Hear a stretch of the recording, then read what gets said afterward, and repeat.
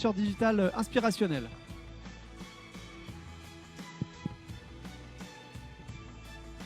Voilà, quelques allées venues toujours dans la salle avec les ateliers. Voilà, bonjour, bienvenue. Alors voilà, le micro, la zapette également, si vous avez des slides pour les passer. On appuie juste là-dessus en visant de ce côté-là. Voilà. Et donc c'est parti ensemble pour 10 minutes avec Pascal Stéphane et on va parler du fonds de dotation Kerpap. Là, il va falloir avancer un petit peu dans les slides. Tac, tac, tac. Alors, on fait quelques allers-retours. Ouais, Léo Kerr, eh ben, c'est formidable. Très bien, eh ben, on est parti pour 10 minutes. Bien, bonjour à tous. Merci à Didier Glemarec et Jean-Luc Martin pour leur invitation. Alors, je vais évoquer en 10 minutes un sujet assez vaste qui est la digitalisation du don. Et je vais partir de l'exemple de Kerpap et du fonds de dotation Kerpap. C'est à moi de passer, c'est vrai.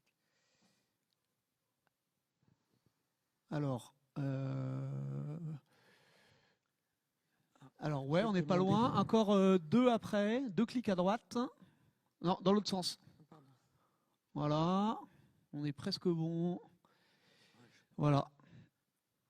C'est reparti. Oui, j'avais des diapos, mais je sais pas. Alors, est-ce qu'il y a des diapos ou pas? Il y en a normalement. Ah voilà, c'est Voilà, tout bon. merci. Formidable. Je vais me mettre là. Voilà pour les... Alors, quelques mots rapides pour présenter le centre de Kerpap, que peut-être certains d'entre vous connaissent. C'est un établissement de rééducation et de réadaptation fonctionnelle qui se situe près de Lorient, qui est géré donc par le groupe Vive 3 Bretagne et qui a fêté ses 100 ans il y a quelques années. Donc, c'est un établissement qu'on a l'habitude de dire qui appartient aux Bretons, puisqu'on accueille par an 5000 patients. Donc 80% à peu près résident en Bretagne. Et donc cet établissement de santé, il a une particularité dans le monde de la rééducation et de la réadaptation fonctionnelle, c'est de développer depuis plus de 40 ans des projets innovants pour favoriser l'accès à des soins d'excellence, on va dire, et contribuer à une meilleure inclusion des personnes en situation de handicap de façon globale. Olivier Bonaventure, donc le directeur du centre, et à l'époque Alain Yvain, président du groupe Mutualiste Breton, ont décidé de créer un fonds de dotation donc en 2015 et créé en 2016 pour rechercher, au regard de l'évolution des modèles tarifaires des établissements de santé en France, se tourner vers le mécénat entreprise et la générosité pour financer des projets innovants porté par les équipes de Kerpap. Alors, diapo suivante. J'ai un petit peu de mal avec votre... C'est le bouton de droite en fait. Sinon, je vais avancer. Sinon. Ouais, je veux bien, oui. Merci. Je ne suis pas super à l'aise avec votre... Il n'y a pas de souci. Alors, il y a une petite diapo, une petite vidéo de... Ah, voilà, alors oui, Kerpap, pardon. Merci. C'est en termes d'identité... à peu près 650 salariés, 72 métiers différents. Alors pourquoi on parle de métiers? C'est qu'autour du handicap, la pluridisciplinarité est le maître mot. Ça va des métiers du soin aux métiers de la rééducation, mais aussi de l'insertion. Kerpap, pour illustrer, dans les années 70, a créé un laboratoire électronique avec 2 ingénieurs. C'était relativement innovant à l'époque. Pourquoi? Pour développer des solutions qu'on ne trouvait pas forcément dans le commerce et qui étaient utiles à l'autonomie des patients.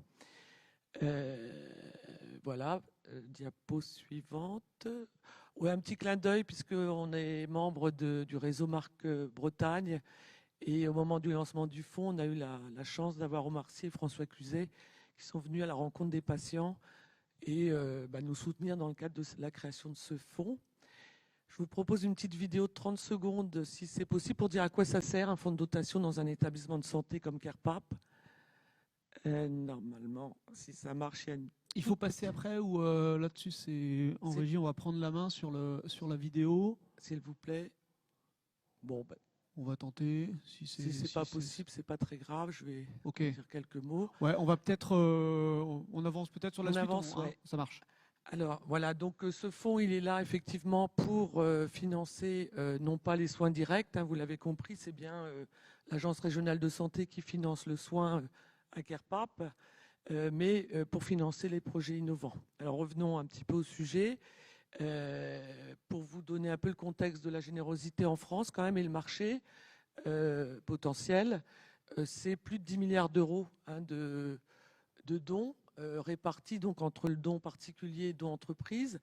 Alors derrière la typologie des donateurs entreprises, il y a beaucoup de choses à dire, il y a des rapports là-dessus, mais il faut savoir que les PME, TPE et TPE représentent la majorité hein, des donateurs, mais que sur le montant évidemment numéraire, les très grandes entreprises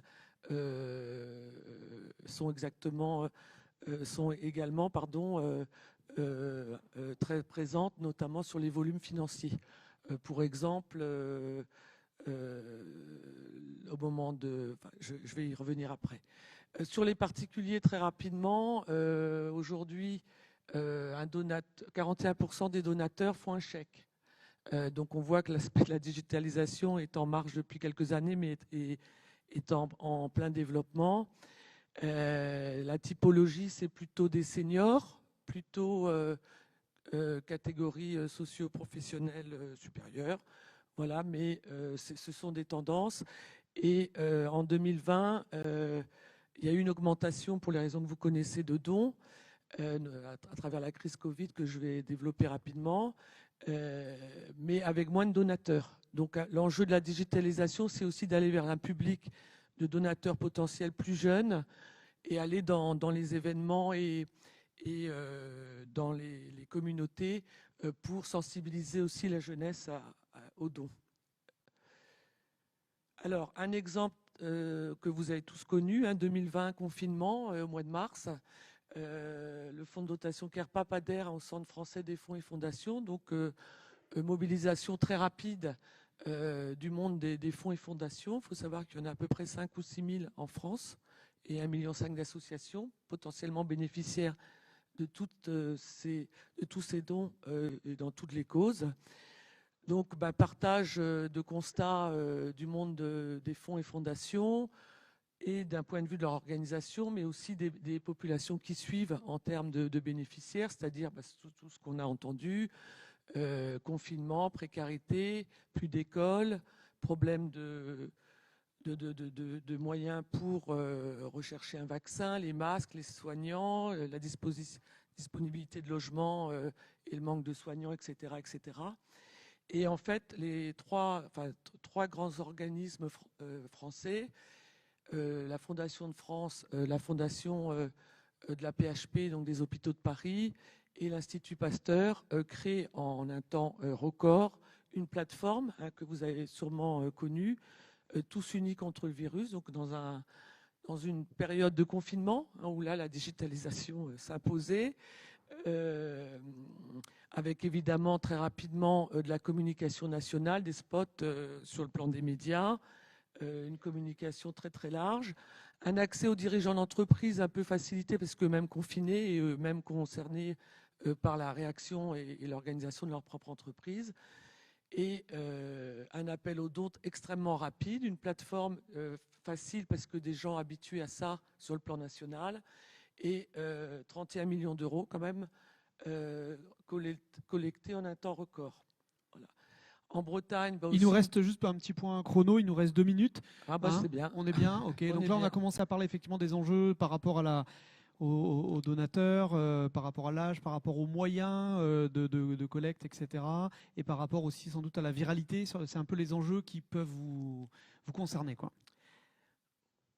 Voilà, l'exemple également de la Bretagne hein, qui a tout de suite fait des alliances entre les pouvoirs publics, les entreprises et les fonds et fondations et associations, avec la création également de plateformes, hein, comme quoi l'aspect technique est quand même finalement aujourd'hui assez connu, mais c'est plutôt la mise en œuvre et la communication sur ces plateformes qui est importante, avec le recul 200 entreprises hein, et établissements de santé sur tout le territoire qui se sont mis en relation à travers des dons d'argent, mais aussi des dons de produits, des dons de temps, voilà, puisque le don et la digitalisation, ça peut secondairement, mais c'est de la technique et des coûts pour les organisations, permettre des dons par SMS, des arrondis sur salaire, des arrondis sur produits qui existent également.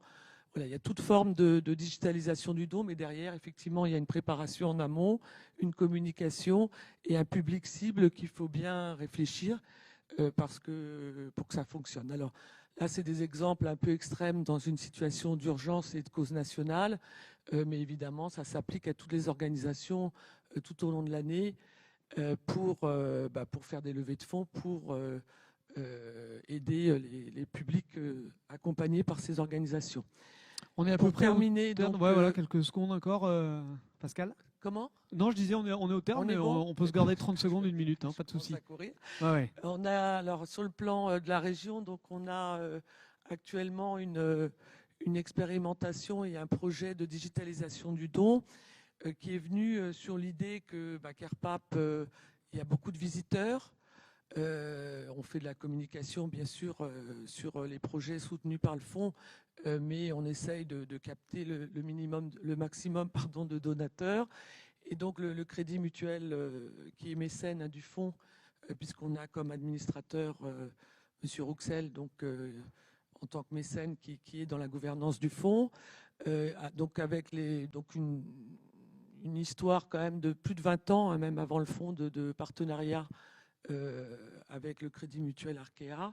Et actuellement, donc, on travaille sur un produit pour créer une solution digitale d'encaissement de dons par carte bancaire ou smartphone qui s'inspire d'un produit qui est en innovation et en développement dans le cadre du commerce. Je le dis avec mes mots, je ne suis pas une grande spécialiste du sujet, mais en fait, en tout cas, la finalité, c'est utiliser des tablettes accessibles dans des lieux de convivialité dans CarePap, qui est sur 40 hectares face à la mer avec 55 000 mètres carrés et c'est un peu une petite ville avec beaucoup de personnes qui y passent et permettre le don spontané, généreux, plutôt le don micro-don entre 5, 20 et 50 euros, mais avec cette solution digitale qui permet au donateur donc de choisir son montant, remplir évidemment ses informations personnelles pour notre suivi et de façon simplifiée. Ok.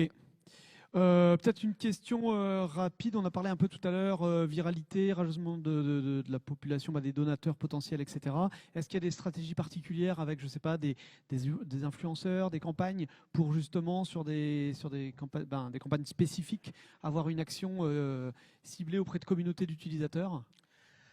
Alors, le fonds de dotation CarePap, on a des ambassadeurs qui sont les premiers ambassadeurs, c'est nos patients, les familles et les professionnels de CarePap.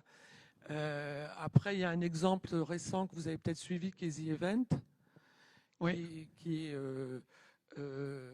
un événement de communauté streamer autour du gaming, effectivement, et qui ont réuni, je ne sais plus c'est quelle somme, c'est 10 millions en 10 millions, c'est ça, près de 3 assos, je crois. Oui, exactement. Ouais. Voilà, donc avec effectivement toute cette communauté d'ambassadeurs et de développement finalement allier un événement soit en présentiel, soit en réseau, comme c'est le cas là. Il y a un mixte des deux. Et effectivement, il faut essayer d'aller vers le monde des communautés sur des événements qui peuvent être des événements d'entreprise, mais aussi des événements sportifs, culturels, associatifs, et coupler en fait le plaisir d'être dans ces événements à une envie de donner pour une cause retenue par les organisateurs. Mais c'est vrai que le don, c'est avant tout une histoire de cœur, c'est pas une histoire d'argent et d'engagement. Et finalement, la digitalisation, il y a beaucoup d'innovations à faire encore, je pense, vu le domaine. Et on peut beaucoup innover en créant comme ça des événements avec des valeurs partagées. J'en profite pour remercier Jean-Luc Martin et Jérôme Tréorel, puisque depuis 5 ans, ils passent cette petite vidéo qu'on n'a pas vue aux Vieilles Charrues pour sensibiliser au handicap. Et à travers tout ça, c'est aussi mieux faire connaître les solutions, les dispositifs innovants, et mieux intégrer, on va dire, le handicap dans la société. Parfait, eh ben, on va s'arrêter là. Merci beaucoup Pascal, des applaudissements et on accueille, il nous reste deux interventions